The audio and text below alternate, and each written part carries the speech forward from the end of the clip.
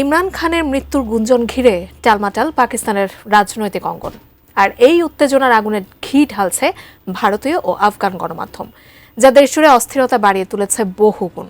সৃষ্টি হয়েছে বড় ধরনের অরাজকতার আশঙ্কা। কিন্তু সত্যিই কি মারা গেছেন ইমরান খান? কি বলছে জেল কর্তৃপক্ষ? বিস্তারিত জানাচ্ছেন আরিফ হাসান। 2023 সাল থেকে রাওয়ালপিন্ডির আদিয়ালা কারাগারে বন্দী পাকিস্তানের সাবেক প্রধানমন্ত্রী ও পিটিআই নেতা ইমরান খান। তবে কারাবন্দী অবস্থাতেও দলকে নির্দেশনা দিয়ে আসছেন তিনি। এতদিন পরিবারের সদস্য ও দলীয় নেতারা তার সঙ্গে সাক্ষাৎ করতে পারলেও হঠাৎ গত 3 সপ্তাহ ধরে কোনো যোগাযোগ করতে দিচ্ছে না বলে অভিযোগ তুলেছেন তার 3 বোন। তাদের দাবি, ইমরান খান কোথায় আছেন সেটিও স্পষ্ট করে জানানো হচ্ছে না। এদিকে সম্প্রতি পিটিআই থেকে দাবি করা হয় ইমরান খানকে গোপনে অন্যত্র সরিয়ে নেওয়া হচ্ছে। এই খবরের মধ্যে 26 নভেম্বর ইমরান খানের সঙ্গে দেখা করতে তার 3 বোন ও পিটিআই কর্মীরা কারাগার গেটে অবস্থান নিলে পুলিশ তাদের বাধা দেয়।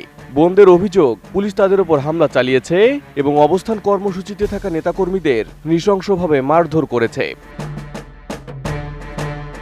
নতুন বাংলাদেশ গড়তে এলো জুলফিকার স্টিল।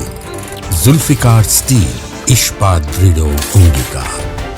এদিকে ঠিক এই সময় গুঞ্জন ছড়িয়ে পড়েছে আদিয়ালা কারাগারেই নাকি হত্যাকাণ্ডের শিকার হয়েছেন ইমরান খান। পাকিস্তানের রাজনৈতিক অঙ্গনে উত্তেজনা ছড়ানো এই গুঞ্জনে আরও ঘি ঢালতে থাকে আফগানিস্তান ও ভারতের বেশ কয়েকটি গণমাধ্যম। আফগানিস্তান টাইমস দাবি করছে ইমরান খানকে রহস্যজনকভাবে হত্যা করা হয়েছে এবং তার মরদেহ কারাগার থেকে সরিয়ে নেওয়া হয়েছে। এরপর ভারতীয় গণমাধ্যমগুলো একই দাবি করছে।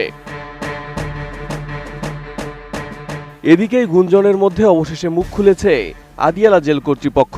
তারা এক বিবৃতিতে জানিয়েছে ইমরান খানকে কোথাও স্থানান্তর করা হয়নি, তিনি এখন আদিয়ালা জেলেই আছেন এবং শারীরিকভাবে সম্পূর্ণ সুস্থ। তাদের দাবি, ইমরান খান যথাযথ চিকিৎসা সহ সব ধরনের সুবিধা পাচ্ছেন।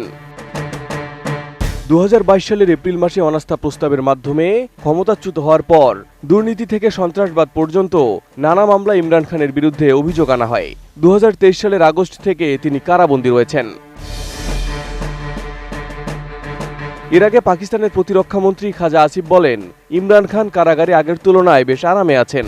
তার ভাষায়, ইমরানের জন্য যে খাবারের মেনু আসে 5 তারকা হোটেলেও তা মিলবে না। তিনি আরও দাবি করেন, ইমরানের কাছে টেলিভিশন আছে, তিনি ইচ্ছামতো যে কোনো চ্যানেল দেখতে পারেন এবং ব্যায়ামের জন্য পাচ্ছেন প্রয়োজনীয় সরঞ্জামাদি।